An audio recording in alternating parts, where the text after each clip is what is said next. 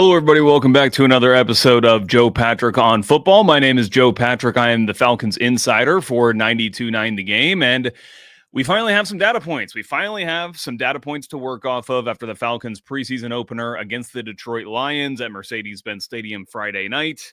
If you want to know more of my thoughts about that game in particular, did a show over the weekend. It published on Saturday. It will be the last one in the feed here on 99 The Game's YouTube channel, or if you're listening to us on podcast, Joe Patrick on Football on the Odyssey app or wherever you get your podcasts. But that would obviously be the most recent episode prior to this. So we're not going to touch too much about the game because we've already talked about it. But we do have some things to talk about on the roster. If you did listen to that episode, you will have heard me tease what we're going to be doing today, which is another 53-man roster projection. You would have seen that from the title screen, obviously. And this is a great opportunity for us to talk a little bit about, all the different players on the roster and kind of where they stand, where I see them at least. Who knows as to whether it's where they actually stand in the eyes of the coaching staff. In fact, it's probably quite different, but it's the best perspective I can give based on what we've seen so far. And so with that out of the way, let's just go ahead and jump into it because, this might linger on a little bit longer or we might get through it pretty quickly. But here is the roster. We're going to do it a little differently, hopefully formatted this a little bit better for you guys so you can see things a little bit more clearly than just the Google Doc that I used for the last episode, which I apologize. So quarterbacks, obviously this one's unchanged. Falcons rolling with 3 quarterbacks with Michael Penix Jr., Kirk Cousins, and Easton Stick, who played really, really well in the preseason game. I think he had like a 119 quarterback rating or something along those lines. Very accurate, despite working behind, especially early, kind of a shaky offensive line. So a really good outing for Easton Stick. Emory Jones, the only other quarterback in camp right now. So he's the only player other than these 3 that's in contention to make the roster. Wouldn't expect that to happen, obviously. And, he only way he's making it on the roster basically is if Kirk Cousins were to be traded before cuts happen. That does not seem like it's on the cards, although, a Kirk Cousins trade probably isn't going to seem like it's on the cards until something drastic happens within the league that shakes things up, that forces a team to come get him. So that's obviously to be determined. But this one is pretty much, we kind of know what to expect with this position group. At the running back spot, again, this is unchanged, although I do want to kind of point out that Elijah Dotson, who I have in contention here, was the starter for the Falcons on Friday night. Carlos Washington Jr. did not play. Not sure why he didn't play, whether that was injury related or the fact that he's just got a position locked up here. And, I think for a lot of teams, and what could potentially happen is Elijah Dotson or Deshaun Corbin or Nathan Carter, any of these guys in contention could additionally, make it along with these 3 running backs is pretty light to be carrying just into the season. But, the reason I'm doing it is because there's you got to make room for some other players on the roster who I just don't think that the Falcons are going to want to release. In fact, it's, already kind of getting into some tough cut decisions, and we'll talk about that a little bit later. But this is what we had going into the last roster projection as well, and I've got it unchanged as of now. I would say it seems to me like Elijah Dotson is probably ahead of Deshaun Corbin and Nathan Carter in this race for the others who are in contention. Moving on to receivers, this is where things start to get interesting, and I'm a little bit in the way here, but you're just seeing, I'm just bottom of David Sills. Got the Falcons carrying 6 wide receivers here. That would obviously be Drake London, Darnell Mooney, Ray McLeod, Kadero Hodge. Those 4 have, not really been in question. Then it gets, we change things up a little bit from where we were. Casey Washington seems to me to have kind of nailed down a roster spot. I mean, he was a draft pick by this regime. He has athletic skills. We've seen him start to emerge on the field. Remember, when we did the initial roster projection, that was before they had a single padded practice. This comes after they've been able to obviously get the pads on for the last couple of weeks, have been scrimmaging, doing that kind of stuff. Casey Washington has been running with the ones as of the last week. He had 2 big catches early in the team's really kind of competitive scrimmage on Wednesday. I say just competitive scrimmage. I think that was more representative of who the starters are actually going to be. That was full strength on full strength. And, Casey Washington in there. I shouldn't say full strength on the first full strength. It wasn't ones versus ones, but, all the top players obviously played in that scrimmage. And then I do have the Falcons carrying David Sills here. This one is going to be controversial for a couple reasons. Not because I think anyone has too many questions about David Sills at this point in time. I think that obviously, fans haven't gotten to see from him exactly what media's gotten to see, which is a lot more at practice and stuff. But you could see him just even in the one catch that he had in the preseason game, and he did start. He was with the starters, and he only played I think like one series before he was pulled. Had a really nice catch working across the field. Eason Sig tried to go to him again, and I think on the incomplete pass, you saw a little bit of where David Sills is lacking and what might leave him off the roster ultimately, which is just that, high-end athleticism and speed. That's just not his game. He's more of a crafty route runner type with really good hands who can make catches in traffic.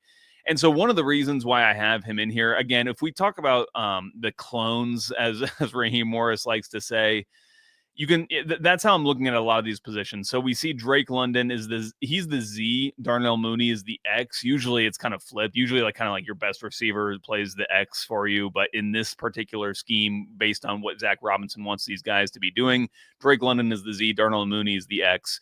And they have noted with the X, what they're looking for is separation. That's the first word that has come to Raheem Morris's mouth, basically, when he's been asked about who they want to try to compete, what they're looking for in the players who are competing for Darnell Mooney's role.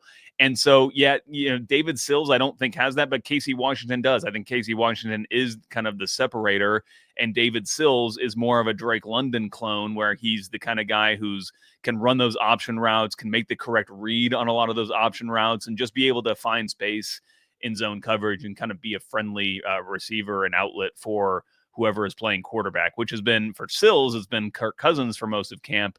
But obviously I think Michael Penix could utilize him as well. Kaderil Hodge has often been referred to as the London clone. And I think that Hodge is kind of he's kind of a jack of all trades. I think they use him as the London clone because he is probably better at like being put in motion and kind of doing some of that interior blocking. Just generally, he's a better blocker than a lot of these guys. Probably one of the better blocking receivers on this list outside of Drake London. So I think that's one of the reasons why. But I think that Sills can do a lot of that stuff as well. And it just depends on what kind of profile they want that last receiver to be. If they carry a six receiver at all, which I do expect them to carry at least six. But it very well could be one of these other guys in contention. And this is going to be kind of controversial. Chris Blair, obviously, he was, one of the players of the game for the Falcons in that preseason game. He had 55 yards and a touchdown on that one touchdown drive alone, with some kind of explosive plays in there. And then Jamal Agnew, I do not have him on the team's roster. And I want to explain why, because, and I could very well be wrong. The way that Raheem Morris talks about Jamal Agnew is as a starting specialist. I want to point that out. But when I look at the roster and I look at, the players that they're going to want to probably keep, it's just hard for me to make space for Jamal Agnew as a kick returner over other guys on this roster who can do that job. We saw D'Alford have a punt return for a touchdown in last year's preseason. He showed really promise there and was doing that for the team while also playing defensive back. I think that you don't want him necessarily having to do both, but the Falcons obviously have other options they could potentially go to at the nickelback spot if they do want to make D'Alford more of just a primary returner, or have that be his primary role, as well as contributing basically in the secondary. There's just other players I think on this roster. Mike Hughes is another guy who's done some returning. Ray McCloud obviously has been known for that. There's guys they could use, and it's not to say that Jamal Agnew is just going to be if he doesn't make the 53-man roster, he's out of sight, out of mind. The Falcons are done with him. I would definitely expect the Falcons to put Jamal Agnew on their practice squad and then just elevate him as they are able to or see fit, which could be literally the first game of the season. In fact, I'm almost positive there will be players who are cut. Who I'll make a prediction. There's going to be one player who's cut from the 53-man roster who is elevated on game day. That'll be my prediction. But I think Agnew is one of those guys where it's what is the difference between him and somebody else as a returner? A great enough value versus just cutting one of these other players outright. And as we get into it, we're going to see some tough cuts. Anyway, elaborate on that long enough. Nick Nash, obviously, also impressive before the game got stopped. He was kind of rolling with, catching a lot of passes from Emory Jones. He looked good. And then Dylan Drummond had a bunch of catches in the game. I don't have the stats pulled up in front of me. I'm sorry. But he was one of Beeson Stick's go-to guys as well. So all those guys, I would say, are probably in contention for this spot that I've got David Sills at. And I wouldn't be surprised if any of them made it, although I would be a little bit more surprised if it were Dylan Drummond or Nick Nash, just because, some of these other guys, you can clearly see what their value would be. Tight ends, again, this one is pretty straightforward. Kyle Pitts, Charlie Warner, and Tegan Cotoriano are going to make the team almost certainly. And in contention, I think it's worth noting that Nikola Kalinic was a starter technically in this game, along with Felipe Franks. Worth noting that the starting lineup for the Falcons in this one was 12 personnel, which is a little bit interesting. And then Joshua Simon is he's a tight end that a lot of people around here in particular in SEC country had high hopes for coming out of South Carolina. But to me, he just seems like more of a developmental player at this time. I think it's going to be impossible for him to make the 53-man. He's not getting the reps either. So that tells you something. But I do wonder if maybe he's a guy that they could stash on the practice squad. I think we had him on the practice squad list on the last one. I'm not doing a practice squad list for this 53-man roster projection just because we're going to talk about all these guys individually. It's worth noting that Kalinic is a guy, like Franks, like a lot of these guys who have kind of been on NFL practice squads now for several years. Kalinic has, kind of a particularly notable career path, having been a draft pick in the CFL, and then ultimately after COVID was able to get picked up on an NFL roster, and could be just like one of those more blocking tight ends that the Falcons may very well need, because those guys can get beat up over the course of the season. All right, and so going to the offensive line, this is really the first, I think, the receivers was a slight change, but offensive line, we have a big change here. Jake Matthews, Matthew Bergeron, Ryan Newsel, Chris Lindstrom, Kayla McGarry, Storm Norton, and am I covering somebody up? I am. I thought I was. Jack Nelson, sorry, I'm covering him, but this is the best way to do it. Jack Nelson also in there on the offensive line. Previous to this, I had 10 offensive linemen being carried. That included these top two in contention, Jovan Gwynn and Joshua Gray. Seeing the Falcons offensive line in this most recent game against the Lions made me think twice about, the offensive linemen that realistically they need to carry. Like I don't think that they need to carry Jovan Gwynn on the roster. He to me is a developmental center still, even though he's been a pro now for what is it now? He was in the class with DeMarco Hellams, I believe. So is this his third year? And just like kind of seems stuck in the same spot. And honestly, like he's a guy that I thought would be getting more to the second level in that game against the Lions, getting some of these linebackers, and he just, that was a big problem for the team. And so I have to think, especially if you're already elevating a previously UDFA Ryan Newsel to be your starter this year, I think they're going to be looking for more kind of veteran experience potentially in that backup center role, or just somebody who's a little bit more proven than Jovan Gwynn, who really has not played in the NFL basically to this point. Joshua Gray was another guy that we put on the 53-man projection on the last show. He is an interesting ball of clay as an offensive lineman, and one of the kind of notable UDFAs that the team picked up this year as a rookie. But ultimately, I haven't really seen him get the reps. He's again kind of like Gwynn. He's one of those guys who I think you would like to develop into a center, but he's not the kind of center that I think you want to go into the season with as the backup to Ryan Newsel of all people. So the Falcons picked up a center today. That's at the bottom here, Jake Hansen. I don't really know anything about Jake Hansen, but I have to think that the Falcons are going to try to churn that center market and just see if they can find somebody who is going to be a good fit there. I think that's kind of a need area for them. And I ultimately would not be surprised if the backup center for Ryan Newsel is currently in another training camp right now. I think that's kind of one of the positions in particular that the Falcons will be looking at for who gets cut around the league after all the cuts are made. and go to waivers to try to add somebody there. Brandon Parker and Elijah Wilkinson also on this list as just kind of, backup offensive linemen. They were both, or was Elijah Wilkinson on the practice squad? I think he was signed to the practice squad last year. Brandon Parker was on the practice squad. So, and Elijah Wilkinson, obviously a guy that Dwayne Ledford is very familiar with at this point. Brandon Parker, I think, has honestly been the best backup tackle that we've seen, because we haven't really seen a lot of Storm Norton yet. Jack Nelson has not really impressed me all that much. But he has shown some flash as a run blocker on that right side.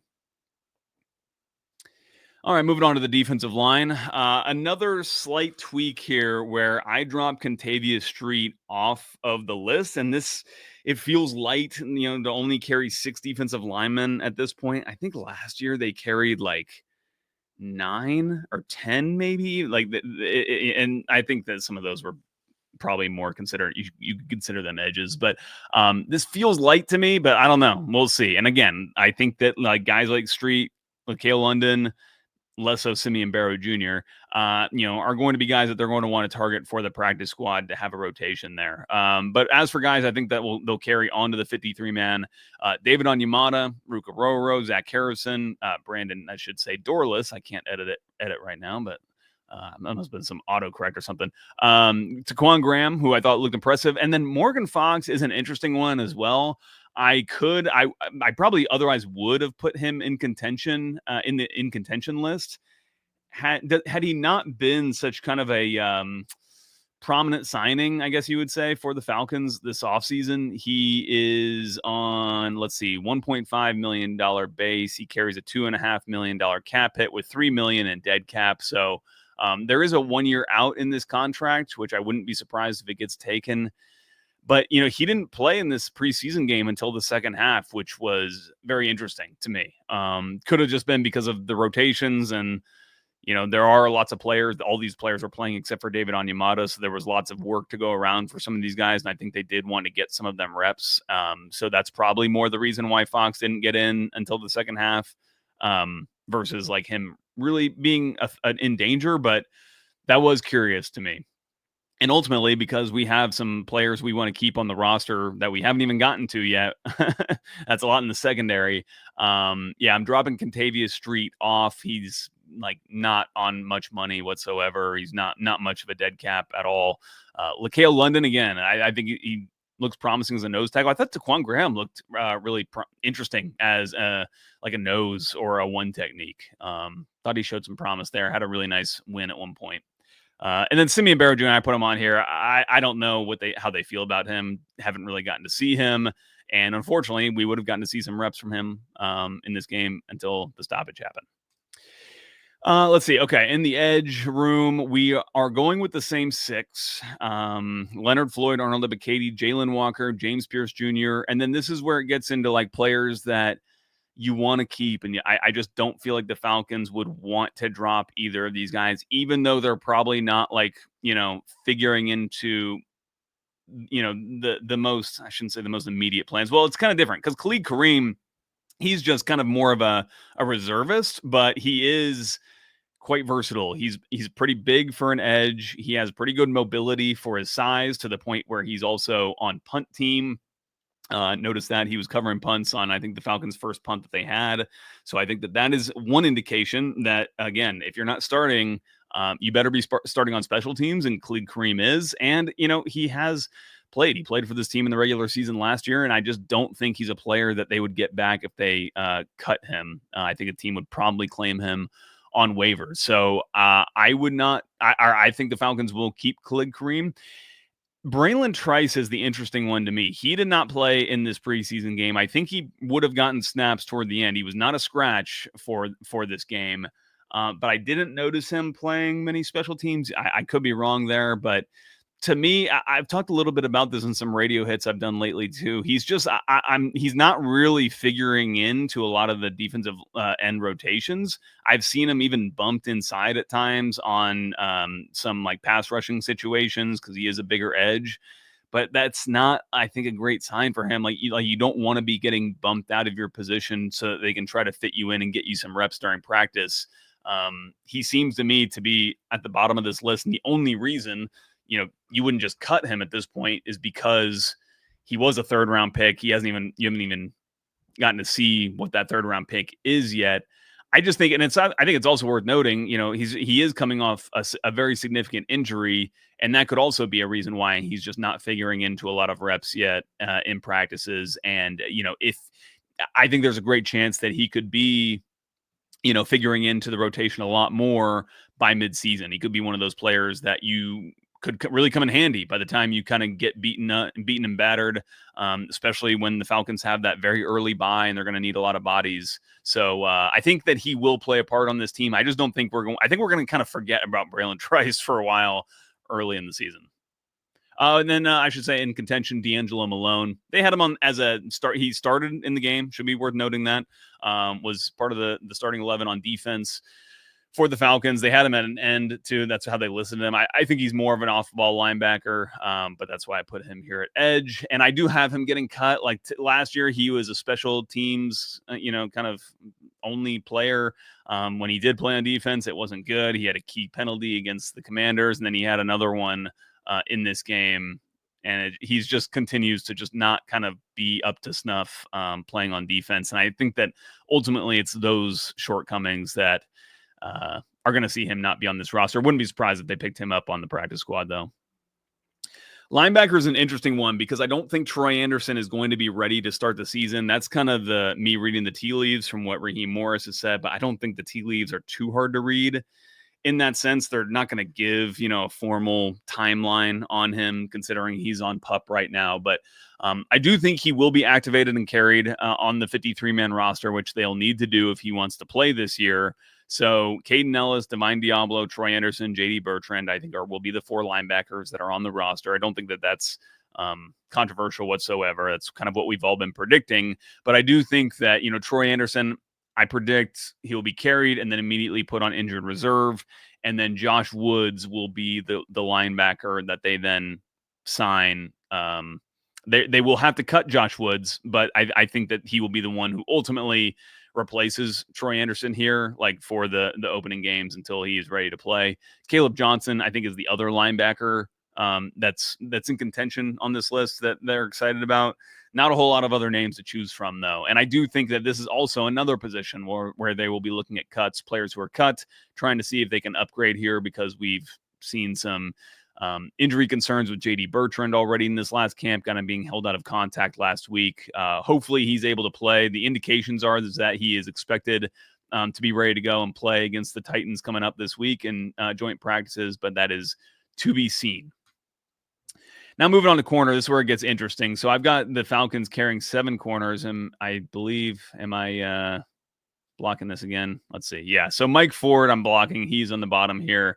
And maybe that's controversial because Mike Ford is not very good, maybe by a lot of people's metrics. But I do think that he is a valued special teamer, and that's why he's going to make the roster. Other than Mike Ford, we got A.J. Terrell, Mike Hughes, D. Alford, Lamar Jackson, Kobe Bryant, and Billy Bowman. So Kobe Bryant, I do have the Falcons putting him on the roster, and that bumps out Natrone Brooks, who's like, I feel like Natrone Brooks is being very hard done by in my projection here because he is honestly one of my favorite Falcons. I should say like Falcons players in general, just like the way he plays that position in particular at his size, you gotta have respect for it. Even Arthur Smith would like always kind of highlight him when in camps in preseason. Just a hardworking player and a talented player as well. And I think that again, I had him in the last roster projection. He played really well in the preseason game. He's generally played well in practice, and now I have him out. But let's talk about it a little bit.